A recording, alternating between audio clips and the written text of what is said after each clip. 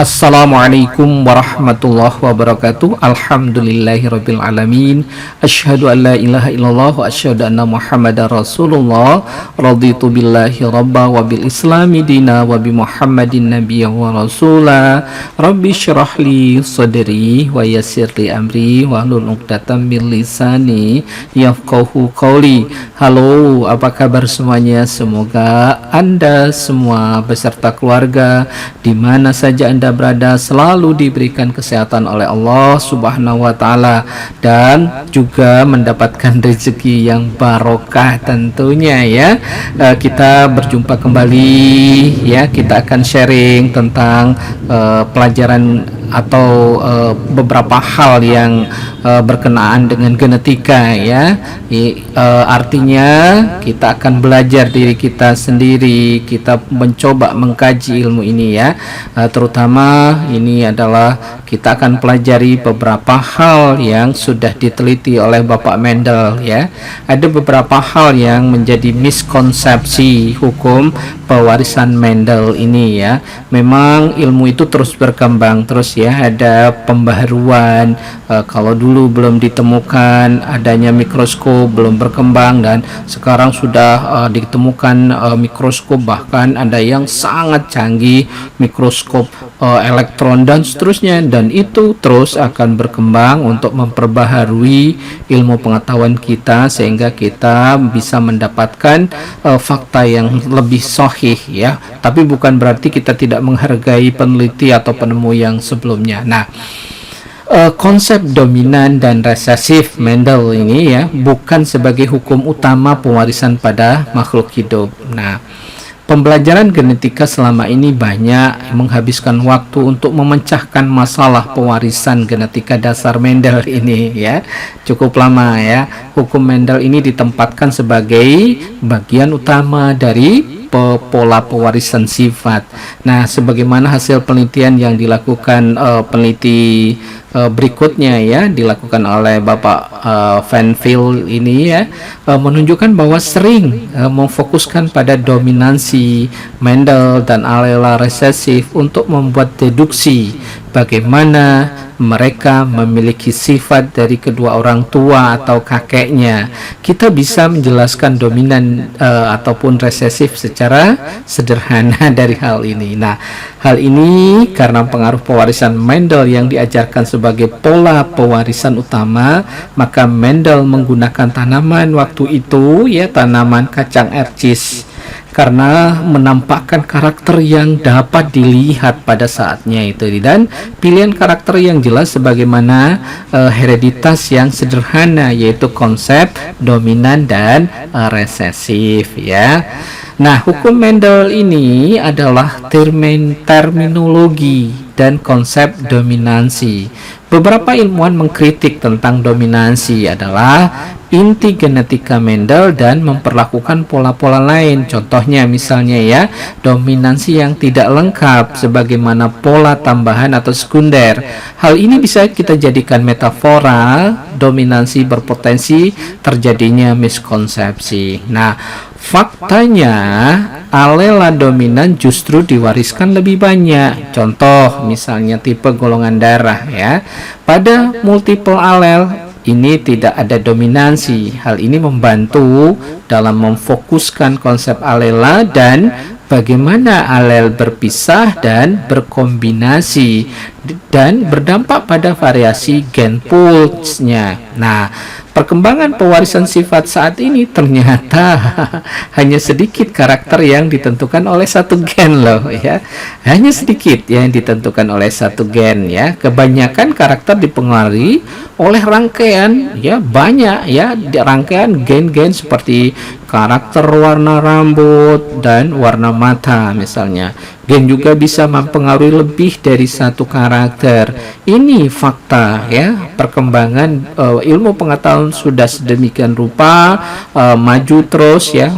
Yang jelas itu ada hal-hal yang baru yang perlu mungkin kita sharingkan, kita bagi. Nah, perluasan pola pewarisan sifat Mendel seperti bentuk pewarisan sifat kodominan, terpaut kromosom X, poligen ya, sifat dihasilkan dari lebih satu gen ya, dan pewarisan multifaktor, misalnya sifat multigenetik dipengaruhi oleh keadaan lingkungan yang ada. Nah, ini semua terus berkembang, terutama pada saat ini ya, untuk kepentingan siapa ya, untuk kepentingan manusia ya.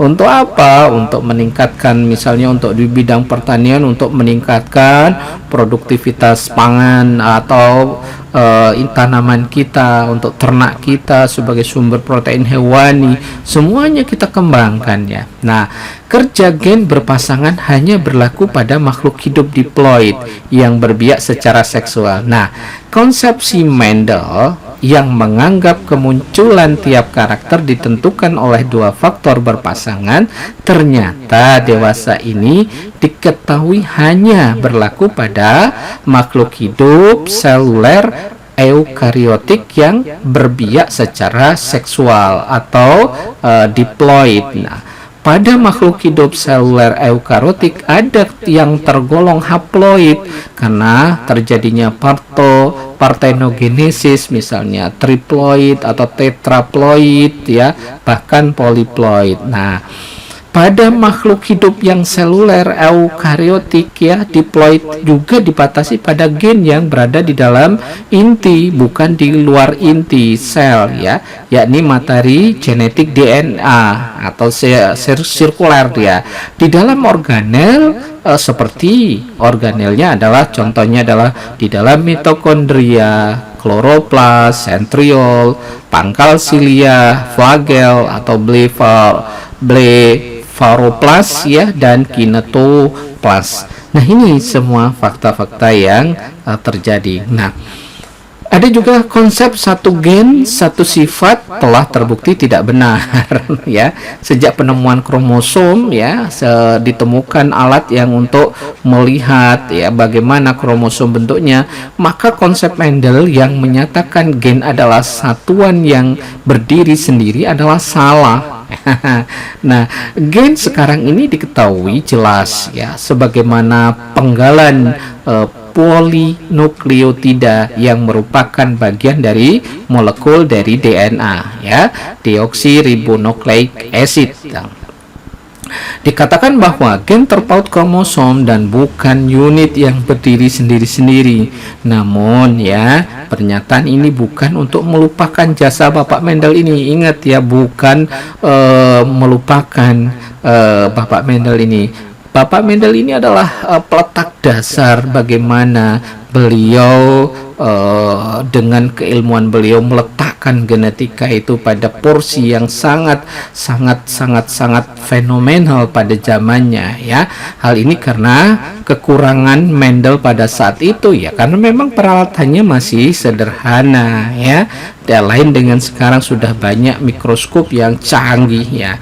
Nah, pada masa Mendel dinyatakan bahwa sebuah faktor atau unit karakter atau gen mengontrol sebuah karakter, misalnya gen DP mengontrol sayap terpotong atau dampi ya.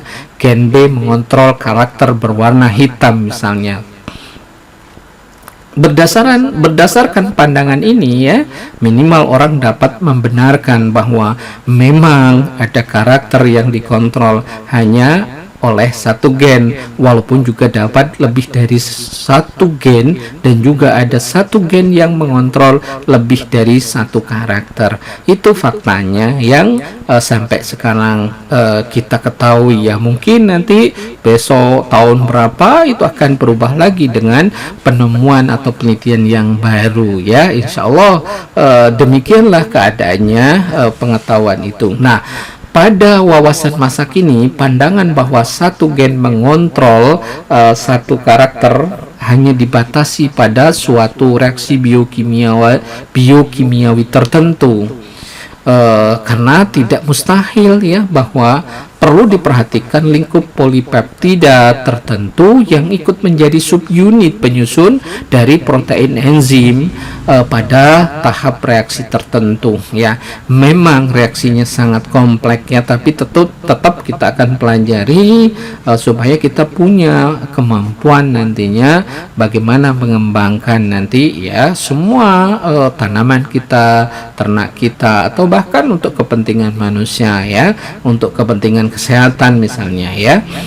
Sebagaimana dikemukakan oleh Gardner ya, menyatakan bahwa beberapa enzim mengandung 2 atau lebih subunit yang berbeda. Nah, masing-masingnya dikode oleh gen tertentu. Oleh karena itu, beberapa enzim dikode oleh 2 atau lebih gen yang berbeda.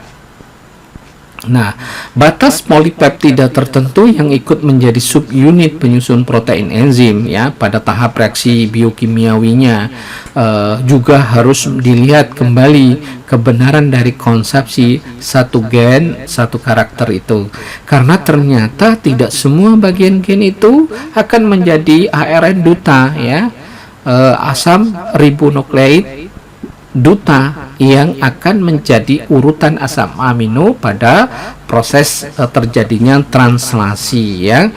Nah, harus digarisbawahi pula bahwa gen-gen tidak bekerja dalam keadaan terisolasi atau sendiri-sendiri. Mereka bekerja sama. Nah, fenotip akhir dari suatu makhluk hidup merupakan hasil kerja dan interaksi antara sejumlah besar gen. Jadi merupakan hasil interaksi bersama-sama, bersinergi, mereka membentuk atau dibentuk oleh sejumlah gen tersebut, maka terbentuklah fenotipik tersebut ya.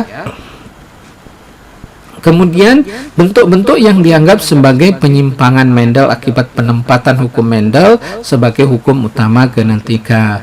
Misalnya ya, rasio Mendel sangat populer nih. Mendel 1 akan menghasilkan F2 dengan rasio misalnya 3:1. Mendel 2 akan menghasilkan F2 dengan rasio 9:3:1 ya, yang sudah lama kita pelajari mulai dari SMP mungkin ya, SMA kita dapat lagi. Nah, banyak bentuk persilangan yang kemudian dianggap sebagai bentuk penyimpangan semu hukum Mendel. Hal ini akibat penempatan utama posisi Mendel ya. Penelitian kemudian menunjukkan bahwa rasio Mendel adalah sebagian kecil dari pola pewarisan pada makhluk hidup diploid yang berbiak secara seksual ya. Jadi banyak peristiwa yang berpengaruh pada rasio dari keturunan. Selama ini peristiwa non-disjunction itu atau pindah silang pautan dianggap sebagai peristiwa yang menyebabkan rasio Mendel menyimpang dari rasio 3:1 atau 9:3:1. Nah, non-disjunction maupun pindah silang dianggap merupakan penyimpangan Mendel karena mengubah rasio Mendel. Pindah silang itu adalah fenomena yang alamiah saja yang ada di alamnya, yang ada di makhluk hidup, dan itu akan memperkaya variabilitas genetik populasi ya. Ada ya, itu akan berkembang terus ya.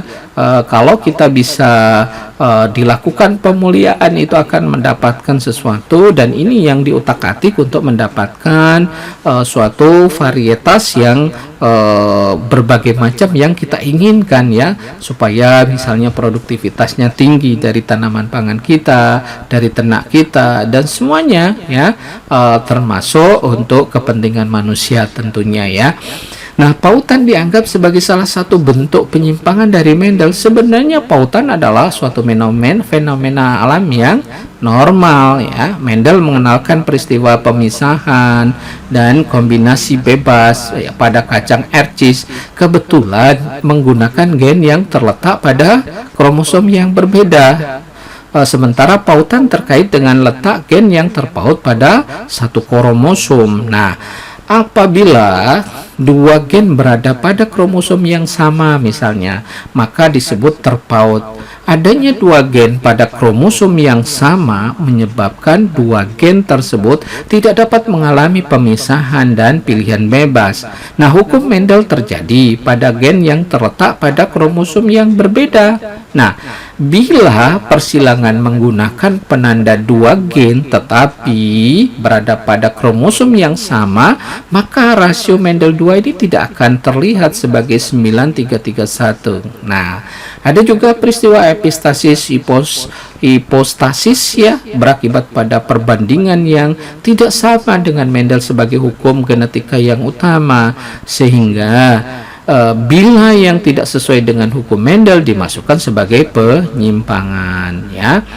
Epistasis dan hipostasis adalah fenomena alamiah yang terjadi di alam ini ya, adalah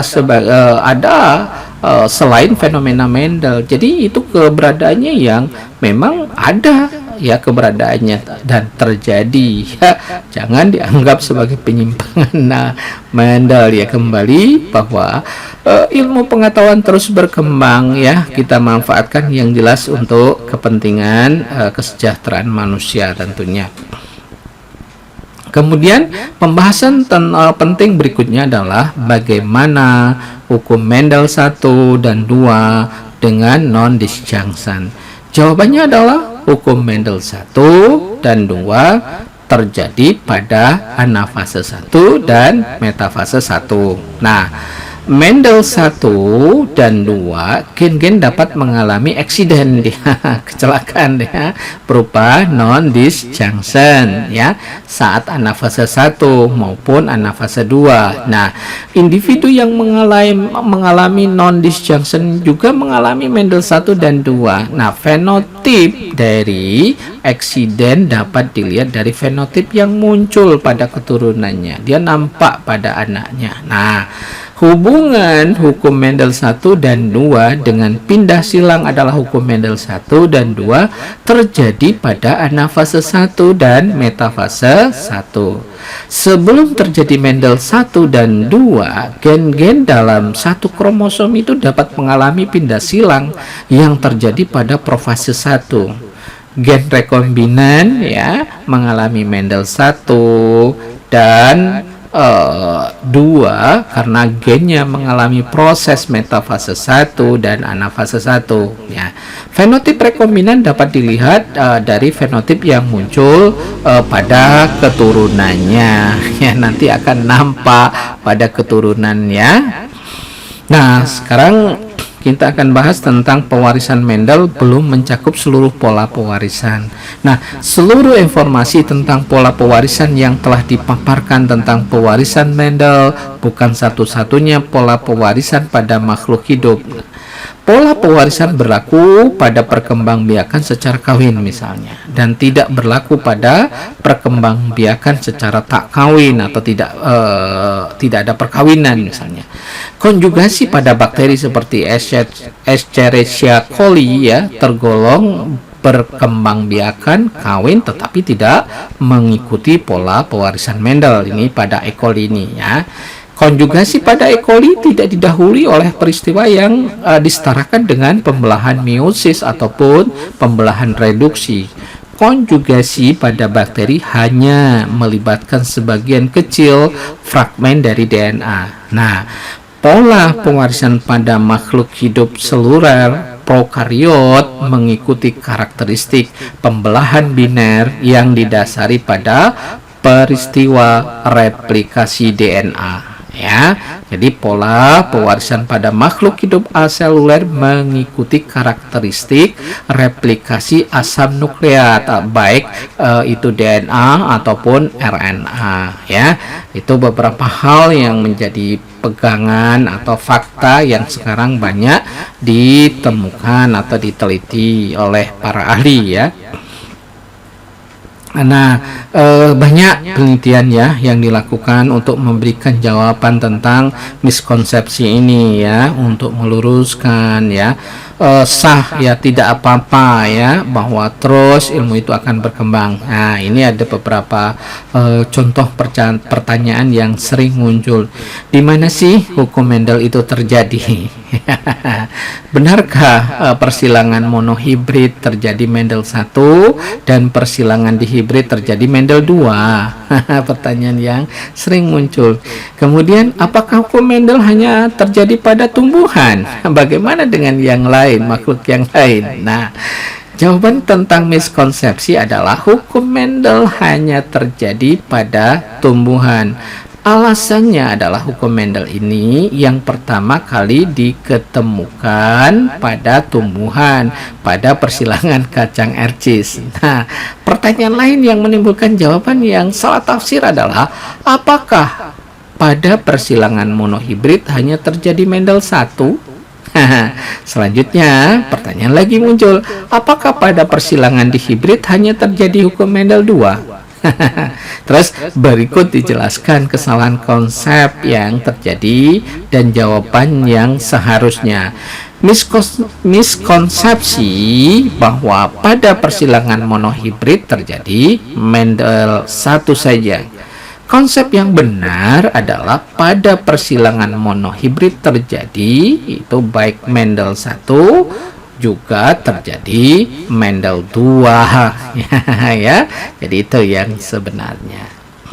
Oke, kita lanjutkan. Pada persilangan dihibrid terjadi juga Mendel 1 dan 2. Demikian juga pada semua jenis persilangan trihibrid bahkan polihibrid terjadi hukum Mendel 1 dan 2. Karena hukum ini terjadi saat pembelahan meiosis, artinya ya, semua makhluk hidup diploid yang berbiak secara seksual akan mengalami hukum Mendel 1 dan hukum Mendel 2. Nah, miskonsepsi atas pertanyaan manakah yang terjadi terlebih dahulu, apakah Mendel 1 berlangsung terlebih dahulu kemudian dilanjutkan kemudian Mendel 2? Nah, jawaban yang salah adalah ya. Konsep yang benar adalah hukum Mendel 1 adalah hukum pemisahan gen yang terangkai pada kromosom yang kejadiannya pada saat meiosis 1 tahap anafase 1. Ya, kejadiannya pada meiosis 1 tahap anafase 1. Nah, hukum Mendel 2 adalah hukum pilihan bebas dari gen yang terangkai pada kromosom yang kejadiannya pada meiosis 1 fase metafase 1. Ini dijelaskan oleh Gardner ya. Nah, jadi manakah kejadian yang berlangsung terlebih dahulu? Jawabannya adalah hukum Mendel 2 yang berlangsung terlebih dahulu kemudian dilanjutkan dengan Mendel 1. Jelaslah bahwa disebut hukum Mendel 1 karena memang ditemukan lebih dahulu melalui persilangan monohibrid dan Mendel 2 itu ditemukan sesudah melalui persilangan dihibrid. Itulah kejadiannya. Ya, jadi kita lanjutkan lagi ya. Bagaimana hubungan Mendel, meiosis dan proses fertilisasi? Nah, hasil penelitian beberapa ahli menyatakan bahwa terjadi miskonsepsi atas pertanyaan tentang bagaimana hubungan hukum Mendel dengan proses fertilisasi. Jawaban salah mereka yakni hukum Mendel 2 terjadi saat fertilisasi. Konsep yang benar apa? Adalah hukum Mendel ditemukan pertama kali pada persilangan tanaman ercis. Rasio turunan yang dihasilkan dapat diketahui melalui hasil persilangan tersebut. Lahirnya hukum Mendel 1 dapat dideteksi atau terdeteksi melalui persilangan kacang ercis dengan fenotip penanda bulat dan keriput. Nah, penanda tersebut terlihat dari hasil persilangan pada F1 dan F2. Demikian juga lahirnya hukum Mendel 2 dapat dideteksi melalui hasil persilangan F1 dan F2. Nah, hasil persilangan F1 dan F2 merupakan hasil fertilisasi dia ya. Jadi jelas bahwa rasio fenotip yang dihasilkan merupakan hasil fertilisasi antara gamet jantan dan betina. ya. Jadi itu. Nah, gamet jantan dan betina adalah hasil dari proses meiosis dia yang mengandung seperangkat atau N kromosom, di mana gamet yang dihasilkan mengandung genetik yang berbeda karena telah mengalami kombinasi bebas ya gen kromosom dengan gen yang bukan alelnya pada tahap metafase Mendel 2 dan memisah secara bebas gennya atau kromosom yang sealel pada fase anafase 1 atau Mendel 1 ya. Maka jelaslah hubungan hukum Mendel dengan meiosis dan fertilisasi. Yang ketiga ya, temuan miskonsepsi pada konsep pewarisan sifat di dalam inti, dan jawabannya sudah dijelaskan secara rinci. Jawabannya miskonsepsi berikut ini secara jelas dan lengkap. Yang pertama itu hukum Mendel 1 dan 2 terjadi pada tumbuhan saja. Kemudian yang B atau yang kedua, hukum Mendel 1 hanya berlangsung pada persilangan monohibrid ya. Jadi yang ke C, hukum Mendel 2 hanya berlangsung pada persilangan dihibrid. Nah, yang D, hukum Mendel 1 terjadi pada saat pembentukan gamet. Nah, yang ke E ya, hukum Mendel 2 terjadi saat proses fertilisasi. Yang F, hukum Mendel 1 dan 2 tidak berhubungan dengan pembelahan meiosis.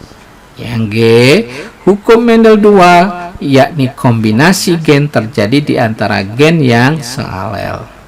Yang H ya, yang berikutnya, urutan berikutnya adalah hukum Mendel adalah dominan resesif yang merupakan hukum utama pada makhluk hidup. Yang ke I ya, bila suatu persilangan menghasilkan rasio fenotip yang berbeda dengan rasio Mendel, maka dikatakan ada penyimpangan dari Mendel. Nah, pewarisan di dalam inti merupakan pola pewarisan menurut hukum Mendel. Nah, pewarisan Mendel menjelaskan bagaimana temuan hukum Mendel mula-mula kemudian mengalami perkembangan selanjutnya dari temuan Mendel, sehingga perlu revisi pada hukum Mendel tersebut ya. Konsep Mendel banyak terkait dengan konsep lainnya terkait dengan perkembangan temuan tentang Mendel, maka perlu beberapa revisi dari hukum Mendel ya, dari hukum Mendel mula-mula.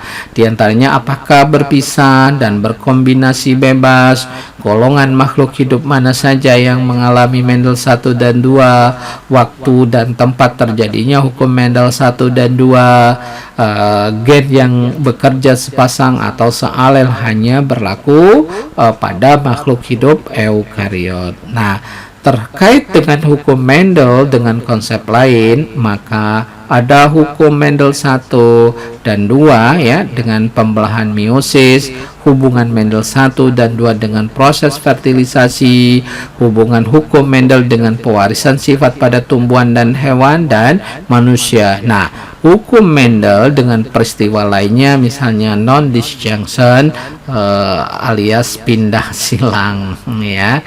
Itu beberapa hal yang menjadi ya mudah-mudahan itu menjadi dasar untuk pengembangan ilmu berikutnya, karena ilmu terus berkembang dan mudah-mudahan ini bermanfaat bagi pemikiran kita untuk terus bermotivasi untuk mengembangkan ya ilmu pengetahuan kita untuk menjadikan dasar bagaimana kita bisa mengelola ya baik tanaman ataupun ternak yang nantinya kita kembangkan untuk kesejahteraan manusia ya. Kita berharap terus menggelorakan hal ini karena bagaimanapun kesejahteraan itu akan tercapai kalau kebutuhan ya yang untuk konsumsi kita semua itu bisa tercukupi dengan baik tentunya ya.